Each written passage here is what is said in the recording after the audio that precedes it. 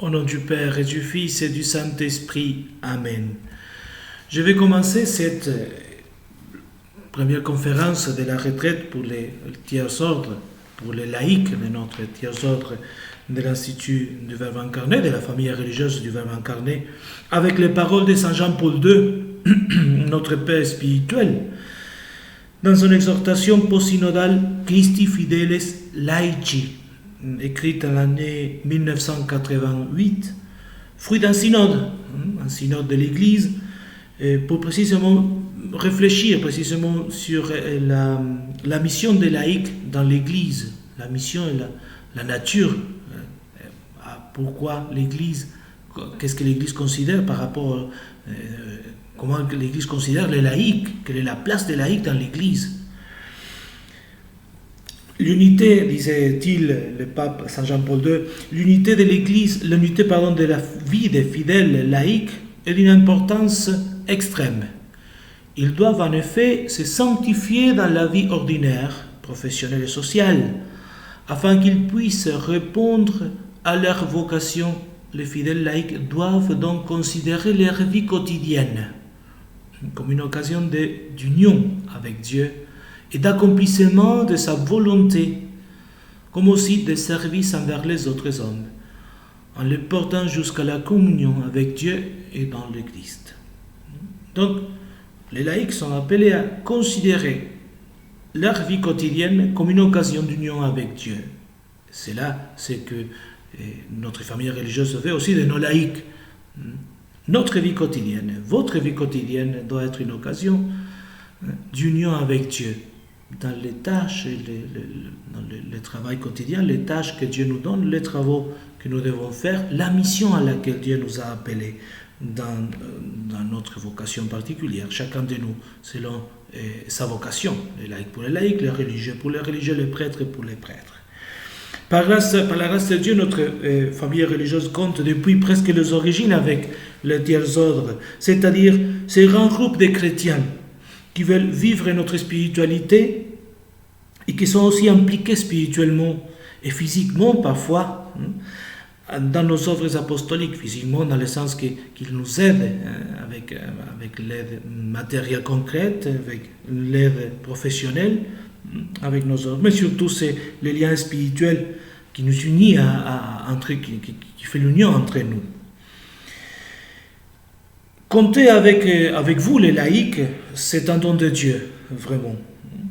C'est un don que nous, membres de l'Institut du Verbe incarné, le Père, comme aussi les sœurs de l'Institut des servantes du Seigneur de la Vierge de Matara, nous devons assister, nous devons consolider ce don, nous devons le faire grandir chaque jour.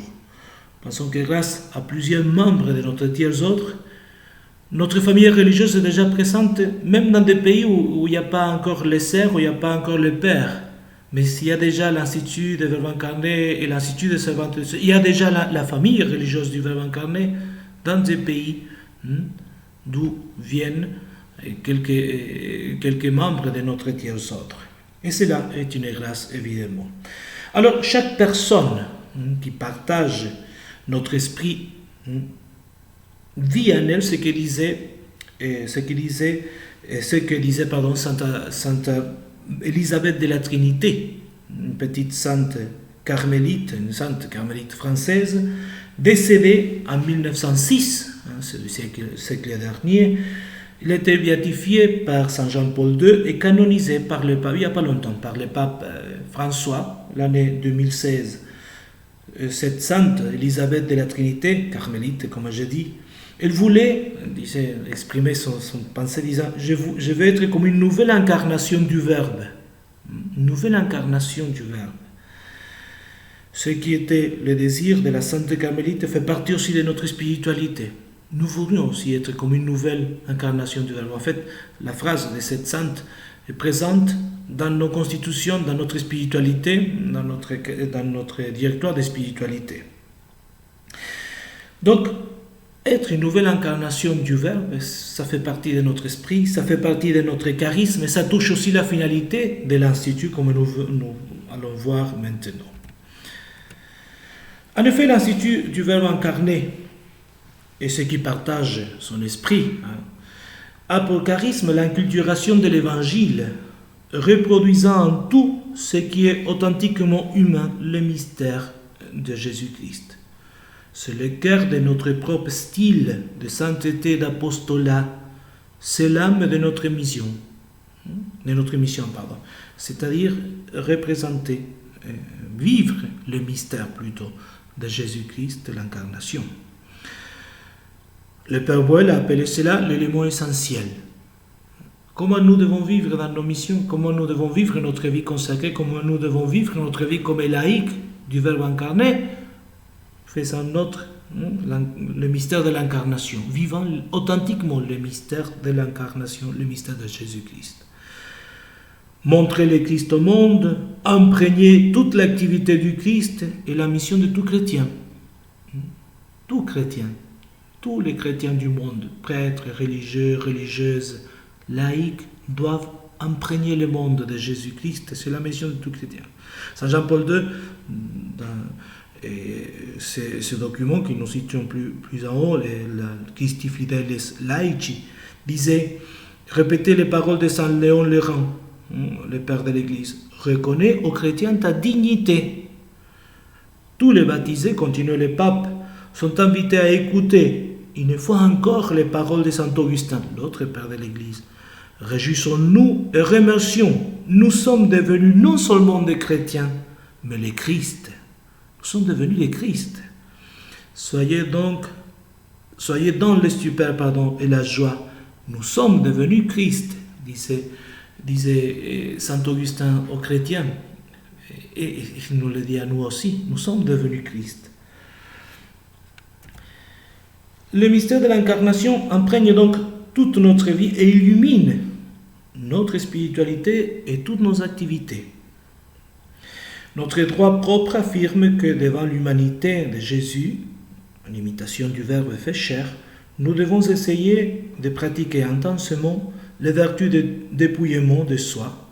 Quelles vertus? Ce sont les vertus d'humilité, la vertu de la justice, le sacrifice, la vertu de la pauvreté, la douleur, une façon de rédemption des autres, c'est-à-dire de collaborer, de participer à la rédemption du Christ à travers nos douleurs, nos souffrances, l'obéissance, l'amour miséricordieux. Nos laïcs participent, eux aussi, à ce qui est le plus essentiel de notre spiritualité. Ils vivent en grande partie cette fidélité que notre directoire de vie consacré demande à tous les religieux.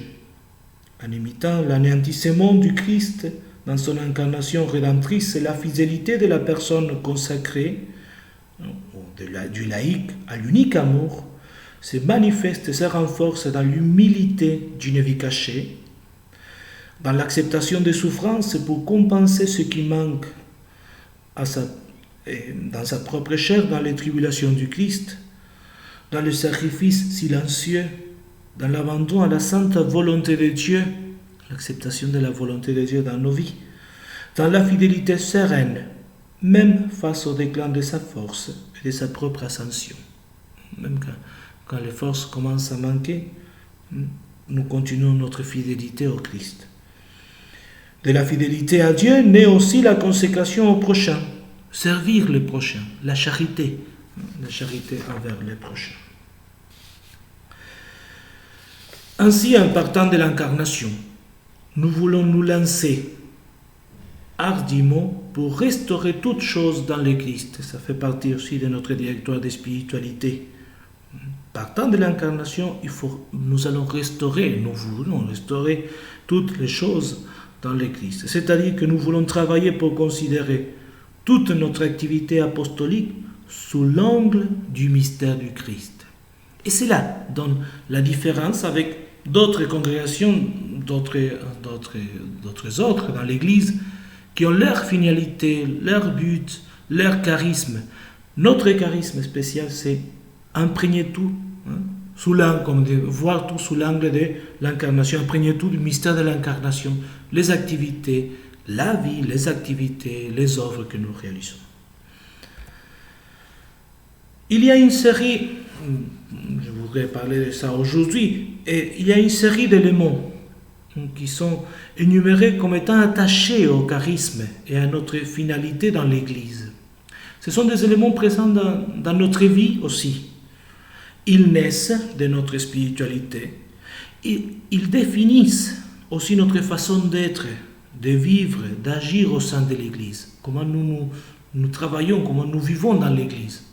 Les membres de la famille religieuse du Verbe incarné, évidemment. Ces éléments, nous les appelons les éléments non négociables. Vous voyez le titre là. Les éléments non négociables, peut-être que vous les connaissez déjà. Car, pourquoi non négociables? Nous ne pouvons pas et nous ne devons pas les abandonner. On les laisser de côté ou bien les convertir dans une autre réalité.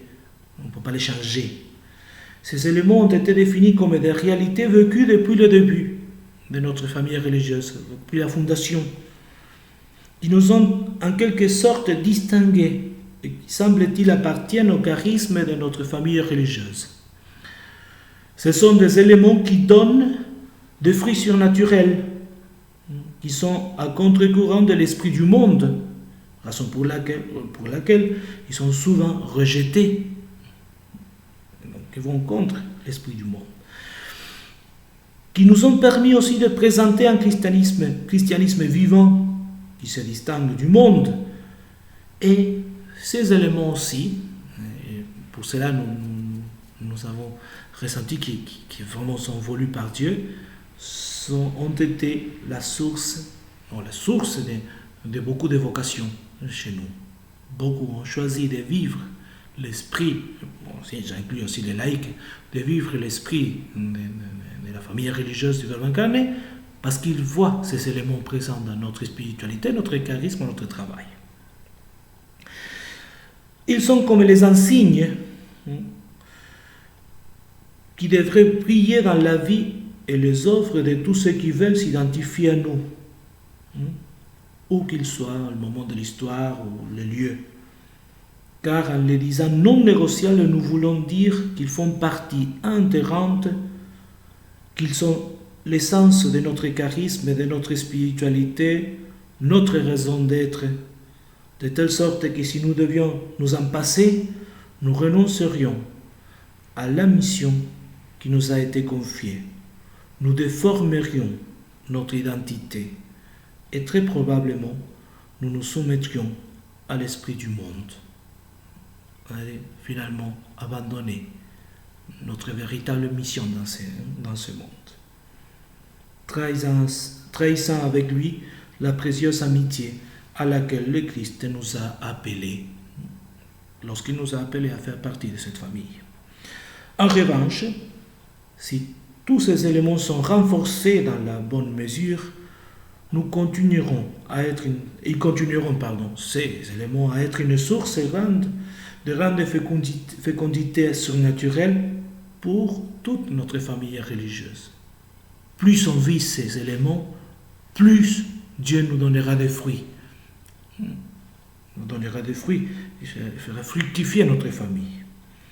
Parce qu'il donne à notre mission dans l'Église une capacité d'ingérence, une force et une efficacité incalculable, immesurable on peut dire plutôt.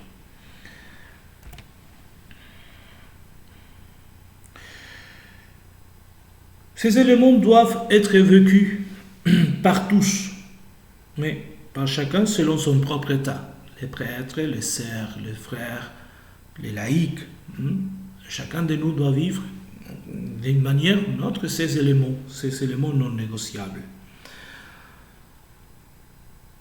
Évidemment, en plénitude, en totalité, c'est par les religieux qui ont fait profession de vœux, parce qu'ils doivent imiter les plus proches, de plus près la vie de Jésus, le Verbe incarné, pour le Père, le Frère et les Sœurs. Mais de manière participative, on peut dire, les éléments doivent également être vécus par les membres du tiers ordre. En quelque sorte, vous le vivez aussi, c'est là. Dans ces deux conférences plutôt, je voudrais montrer comment ces éléments sont présents ou doivent être présents dans notre vie et de quelle manière nous pouvons continuer à les raffermir à faire fructifier spirituellement ces éléments non négociables. Il faut dire qu'ils sont évidemment un motif de fierté pour nous, si, mais c'est une grande responsabilité aussi devant Dieu qui nous a appelés à appartenir à cette famille religieuse, devant Dieu et devant l'Église, car l'Église attend de nous que nous le vivions pleinement, ces éléments. Parce que ces éléments sont aussi l'occasion de notre sanctification. Et c'est par eux que nous allons rendre à l'Église de Dieu, nous allons rendre plutôt l'Église de Dieu plus sainte. Nous sanctifions nous allons sanctifier l'Église de Dieu. Vous avez là, dans cette diapositive, tous les éléments non négociables. Je me suis permis de diviser en deux groupes. Comme dans l'après-midi, nous nous retrouverons aussi pour l'adoration eucharistique, un moment de prière. On va prier le chapelet devant les saints sacrements. On va s'unir en direct. Et je laissais pour cette dernière réflexion, après la bénédiction eucharistique, le premier de tous, c'est la dévotion eucharistique notable, parce que je pensais qu'en faisant l'adoration, et la dévotion à la Vierge Marie, parce que nous allons finir aussi nous allons faire le chapelet devant les saints sacrements. C'est aussi, vous voyez une marque, c'est le début et la fin, parce que finalement, en tout et partout, il y a la dévotion eucharistique, en nous, l'adoration à la Sainte Messe, et évidemment la dévotion à la très Sainte Vierge Marie est très présente dans notre vie. Pourtant, tous les autres aussi, malgré que tous les autres, bien que tous les autres plutôt, les autres éléments sont toujours présents dans notre vie. Ces conférences du matin, je me suis permis de réunir les éléments qu'à mon avis vont plus nous donner une fermeté d'esprit, affermir notre âme. Et je vais laisser pour l'après-midi ceux qui font référence à notre témoignage dans l'Église. Dans notre témoignage dans l'Église, c'est là qui touche aussi l'apostolat, ou les œuvres apostoliques entreprises par notre famille religieuse. Nous ne devons pas oublier le grand principe. Nul ne donne ce qu'il n'a pas. Il faut d'abord avoir, nous, ce que nous devons donner, parce que c'est logique. Donc, si nous ne sommes pas remplis de l'esprit de notre famille religieuse, si nous ne nous efforçons pas de consolider ces éléments en nous, difficile sera donc les témoigner aux autres ou bien les communiquer aux nouveaux membres. Nous devons nous imprégner aussi de ces aspects de notre vie, parce que finalement c'est nous imprégner de l'esprit de notre famille religieuse, de l'esprit du Verbe incarné. Pour ce matin, on va voir donc une spiritualité sérieuse, la docilité au magistère, élément non négociable, le thomisme, on va expliquer un peu, et le fait de comprendre la réalité. Je laisse pour l'après-midi la créativité apostolique et missionnaire, le fait de choisir les avant-postes, les œuvres de miséricorde, les œuvres de charité et la joie. Et après l'adoration, la dévotion eucharistique et la dévotion à la très sainte Vierge Marie. Nous voyons d'abord donc une spiritualité sérieuse. Nous pouvons définir une spiritualité sérieuse dans le sens qu'elle ne s'arrête pas à ce qui est sentimental, mais qui va jusqu'au renoncement et l'abnégation, qui soumet la sensibilité qui est en nous, qui soumet aussi la volonté et l'intelligence à la foi. Toutes ces trois puissances sont soumises à la foi. Une foi solide et ferme qui cherche avant tout et surtout la plus grande gloire de Dieu et le salut des âmes. La spiritualité qui nous est proposée à vivre n'est pas de ce genre de spiritualité vide, attirante uniquement parce qu'elles sont à la mode. Ce sont des spiritualités vides. Nous ne voulons pas avoir des spiritualités vides. Il est donc important de suivre une bonne formation pour avoir vraiment une spiritualité solide, et de savoir qu'il n'y a pas de meilleure école que l'école de la croix pour apprendre vraiment. Et si le Christ nous a dit de l'imiter, c'est pourtant la croix. Cette école est celle qui nous apprend aussi ce détachement total et complet, effectif et affectif, concret, effectif et affectif. En renonçant aussi ce qui peut nous attacher sensiblement aux choses qui ne sont pas Dieu, à tout ce qui n'est pas Dieu. Cet attachement à tout ce qui n'est pas Dieu. Et nous voulions perdre la peur de ne plus rien avoir pour avoir seulement Dieu, pour pouvoir nous unir totalement à Dieu. C'est aussi la spiritualité que nous devons apprendre des grands maîtres de l'histoire de l'Église. C'est les constitutions qui nous disent cela. Nous voulons former des hommes, nous pouvons dire des laïcs aussi, vertueux. Vertueux, le mot vient de vir. Vir, ça veut dire force, la vertu, la force.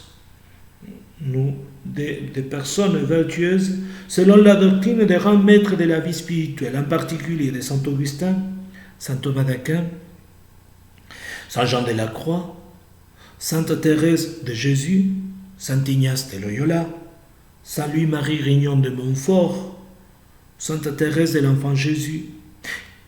Tous les saints de tous les temps de l'Église nous proposent comme exemple, sont proposés comme exemple à imiter dans leur vertu.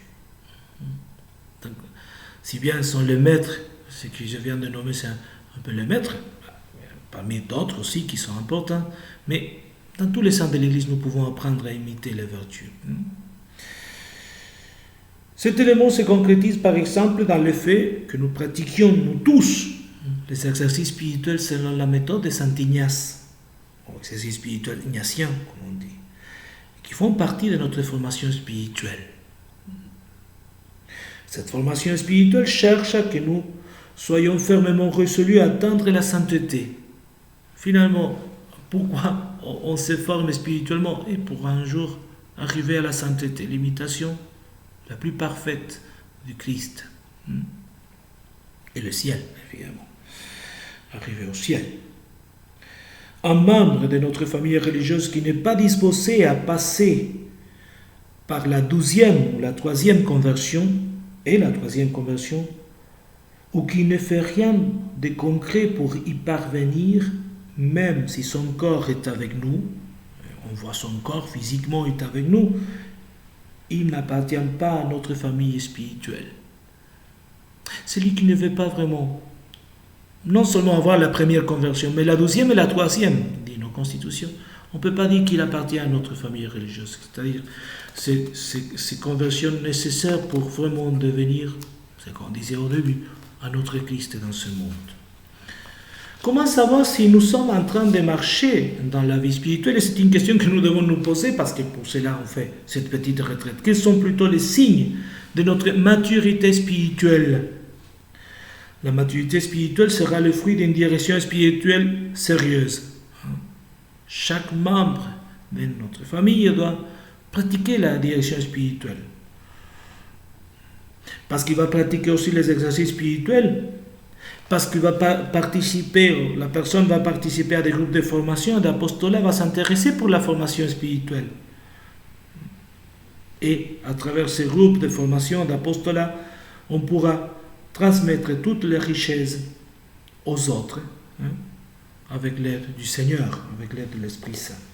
Nous disons aussi sérieuse, une formation sérieuse, parce que nous cherchons à donner la primauté à la vie de prière, parce que nous savons que nous ne travaillons pas pour des choses éphémères et passagères, mais pour l'œuvre la plus divine parmi les divines. La plus divine est le salut des âmes, parmi les plus divines. Nous travaillons pour le salut des âmes. Chaque membre de notre famille religieuse doit avoir cette nostalgie du ciel, de la vie éternelle. Chaque membre de notre famille religieuse cherche à gagner le ciel et à que les autres aussi gagnent le ciel.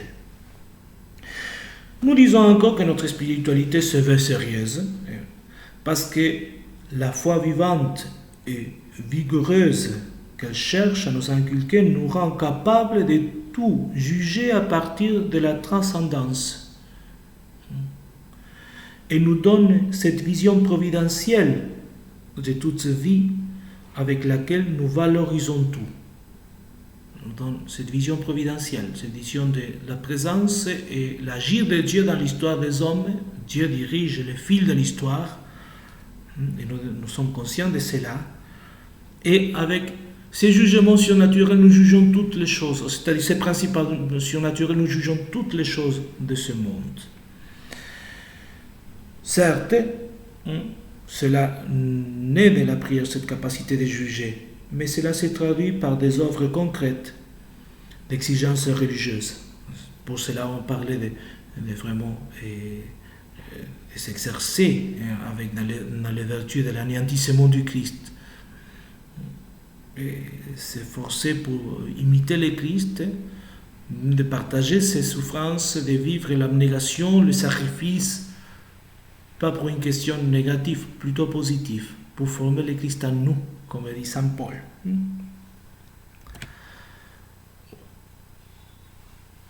Parmi les éléments, il y a la docilité au magistère.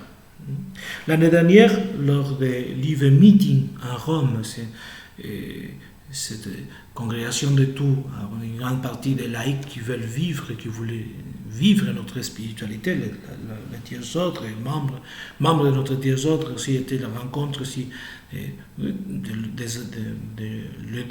deux instituts, des pères et les sœurs, et aussi des laïcs qui, sans appartenir aux tiers ordres, voulaient aussi partager ces moments.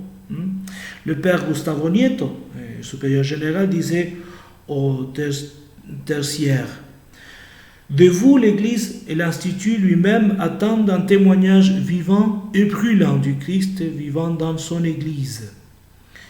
Ils attendent de vous que vous parliez et agissez par l'exemple, que vous soyez caractérisés avant les autres par la pratique effective des vertus chrétiennes, en tant qu'hommes et femmes qui portent Jésus et Marie dans leur sang. Ils attendent de vous que vous vous efforciez de combler votre activité sociale, professionnelle et domestique de magnanimité chrétienne. Les membres de notre tiers ordre doivent aussi vivre cet amour pour Dieu et pour l'Église, dans lequel nous voulons exceller, en manifestant clairement notre témoignage de vie, que pour nous l'amour pour le Verbe incarné et son Église sont indissociables. On ne peut pas séparer l'amour pour le Christ de l'amour pour l'Église. On ne peut pas séparer le Christ de l'Église en fait. Parce que le corps mystique du Christ est Jésus-Christ lui-même. Le corps mystique, c'est l'Église. Et c'est ce corps du Christ, c'est le Christ lui-même répandu et communiqué, comme dit le directeur de spiritualité. Par conséquent, nous ne parlons pas de deux amours ou deux services différents. Service à Jésus, service à l'Église. Mais notre amour et notre service à Jésus-Christ sont identifiés à notre amour et à notre service à l'Église. Lorsque nous servons le Christ, nous servons l'Église. Aimer l'Église, pour un membre de notre famille religieuse, veut dire avoir une profonde connaissance de sa vie et de sa doctrine, la doctrine que l'Église propose. Avoir une connaissance de son magistère. Cela nous guidera comme par un chemin sûr pour ne pas succomber dans les mensonges du monde, beaucoup plus aujourd'hui, dans le monde où nous vivons. C'est un magistère qui compte avec 2000 ans, plus de 2000 ans d'histoire. Surtout, nous devons nous appliquer à connaître le vaste magistère de Saint Jean-Paul II, parce qu'il est notre Père spirituel, qui nous a aidés, même pourquoi notre Père spirituel, non seulement, une des grandes raisons, parce que nous nous inspirons dans son magistère, mais aussi parce que de son vivant, il nous aidait déjà, il s'intéressait pour notre institut, nous donnant même des missions très importantes, on va parler tout à l'heure, et même nous aidant avec son aide concrète, grâce à lui, nous pouvons dire que l'Institut des Verbe incarnés est toujours présent dans le monde. Au début, il nous a poussé à grandir, à vivre, à aller dans les missions. Donc, le magistère de Saint Jean-Paul II. C'est lui qui a, parce que son magistère est tellement vaste, qu'il a compris quels sont les problèmes de ce temps-là. Il a donné même les solutions pour ces problèmes, le remède pour notre époque. Lire son magistère, c'est en quelque sorte aussi trouver les réponses pour l'aujourd'hui, pour les problèmes d'aujourd'hui.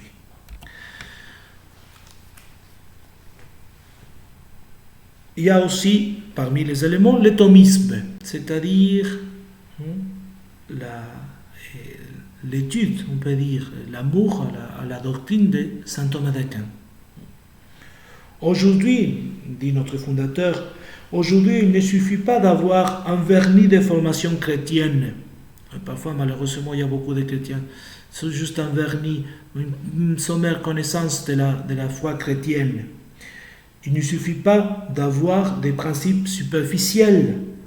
Il ne suffit pas de répéter par cœur des phrases d'illustres auteurs. Ah oui, je connais cette phrase de tel penseur. Voilà. Et il ne suffit pas de cela, dit le Père Bouel. Il est nécessaire d'avoir une bonne formation chrétienne. Nécessaire, comme on dit, urgente et obligatoire pour ceux qui doivent prêcher. Les prêtres, pour ceux qui doivent former les prêtres, les serfs, les religieux en général, mais aussi pour savoir défendre notre foi. Et cela touche aussi les laïcs, même aussi les laïcs, parce que les laïcs forment d'autres laïcs qui sont aussi appelés à cette mission d'être maîtres pour les autres, même les laïcs. On a dit de saint Thomas qu'il a éclairé l'Église plus que tous les autres docteurs de l'Église. Il a éclairé l'Église plus que les autres. Dans ses livres, l'homme tire plus d'avantages en une seule année que dans l'étude des autres ouvrages tout au long de sa vie, disait le pape Jean XXII. Parce que par la grande vénération avec laquelle il a honoré les docteurs sacrés, il a reçu d'une certaine manière la compréhension de tous. Tellement saint Thomas d'Aquin aimait les pères de l'Église, les docteurs de l'Église avant lui, pensons à saint Augustin, pensons à saint Jean Chrysostome, qu'il a reçu, dit le cardinal Cayetano, de la compréhension de tous. Benoît XV, prédécesseur de notre Benoît XVI, il disait: nous devons savoir que l'Église a proclamé que la doctrine de saint Thomas d'Aquin est sa propre doctrine. Et c'est lui, Benoît XV, qui l'a dit. La doctrine de saint Thomas d'Aquin, c'est la doctrine de l'Église. Dieu a voulu que par la force et la vérité de la doctrine du docteur angélique, saint Thomas, toutes les hérésies et les erreurs qui ont été suivies, confuses et condamnées soient dissipées. Même il a combattu les erreurs qui allaient venir dans l'Église, dans sa doctrine déjà. Nos tertiaires sont aussi conscients que dans la mesure de leurs possibilités, ils doivent s'approcher de la doctrine de saint Thomas d'Aquin. Pour ceux qui se dédient à l'étude de la philosophie et de la théologie, sachez aussi que le chemin sûr pour avancer, c'est la doctrine de saint Thomas. Et que parmi ses grands disciples, un contemporain à nous, c'est le père Cornelio Fabro, de qui notre famille religieuse a assumé la grande mission de l'édition de ses œuvres. C'est un thomiste du siècle dernier, et que nous l'avons connu, certains pères de nous, membres de notre institut l'ont connu, et qui vraiment c'est un des penseurs et philosophes thomistes, théologien thomiste, vraiment qui a su interpréter saint Thomas d'Aquin dans notre époque actuelle. Pour ceux qui vont s'appliquer à l'étude de la philosophie et de la théologie, c'est à travers saint Thomas d'Aquin et guidé aussi par la lumière du père Cornelio Fabre. Le dernier des éléments que nous allons voir aujourd'hui, c'est le fait de comprendre la réalité. Une caractéristique de notre charisme est le fait de savoir comprendre, saisir la réalité. Pour y parvenir, nous insistons sur deux aspects essentiels. Le premier, c'est la fidélité à Jésus-Christ. Le deuxième, c'est la métaphysique thomiste, on vient de parler de saint Thomas d'Aquin, qui nous aide à ne pas frapper dans le vide. C'est une métaphysique très réaliste de saint Thomas d'Aquin qui nous aide à ne pas frapper dans le vide, comme dit saint Paul. Essayer de comprendre comment sont les gens, comment sont les jeunes, quels problèmes ils ont. Quel est le problème actuel des personnes aujourd'hui dans notre société? Comment mieux les aider? Parce qu'il ne suffit pas seulement de savoir, de connaître les problèmes, savoir aussi les aider. Voilà, ça c'est tout cela. C'est le fait que nous disons comprendre la réalité. L'expression comprendre ou saisir la réalité, si typique de notre action, doit se concevoir dans le sens de découvrir comment changer la réalité en faisant que notre Seigneur pénètre en elle et qu'il finisse par y régner. C'est le fait de savoir agir efficacement. Je vois un problème et j'agis de cette manière. Une attitude tout à fait contraire à ce que nous voulons faire est celle de renoncer à l'annonce de l'Évangile dans les cultures, comme font certains qui veulent embrasser une culture,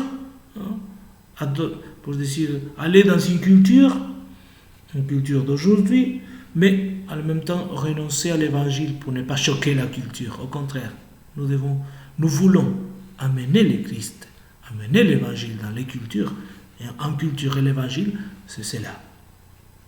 Le Père Bruela, c'est ce que nous avons dans la diapositive, c'est le Père Bruela a expliqué notre insertion dans la réalité temporelle et notre influence sur elle en vue de la construction d'une civilisation chrétienne.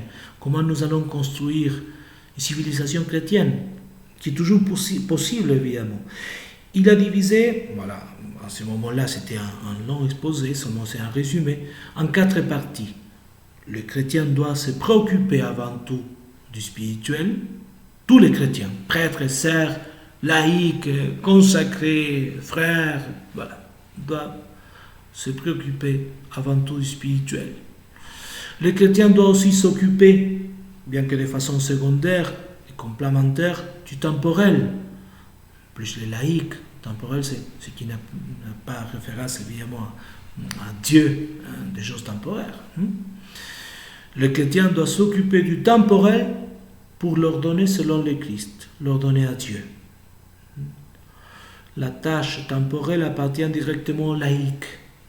C'est vous, les laïcs, qui doivent être dans le monde. Et indirectement, seulement indirectement, aux prêtres et aux consacrés. Ce n'est pas nous, les prêtres, ce serait un peu trahir notre mission d'aller nous mettre dans le monde de travailler seulement de façon indirecte, plutôt guidant les laïcs, soutenant les laïcs par les sacrements, par les conseils, par la formation, pour que les laïcs puissent vraiment être fermement dans une nouvelle société. Nous pouvons expliquer cet élément en déclarant qu'il s'agit de se confronter à la réalité en adoptant une vision surnaturelle pour la transformer selon l'esprit du Verbe incarné et selon la voie de l'incarnation, assumant les cultures qui doivent être évangélisées. Assumant les cultures, mais ne pas trahir les principes de l'Évangile. Assumant les cultures, donnant l'Évangile, en leur donnant l'Évangile. Donnant l'Évangile à ces cultures qui ont besoin encore. Surtout notre culture d'aujourd'hui, une culture athée, dans plusieurs parties du monde. On a renoncé aux principes, on a renoncé à la foi, on a renoncé à Dieu. C'est une culture athée, sans Dieu. À cette culture-là, nous devons amener le Christ. Sans transformer, je répète, remarquons que nous abordons l'évangélisation sans diluer la foi dans le rationnel. On ne va pas diluer la foi dans le rationnel. Sans transformer les sacrés en profanes. sans tomber dans des spiritualités peu substantielles, sans laisser tomber l'évangile pour adopter les choses mondaines, finalement.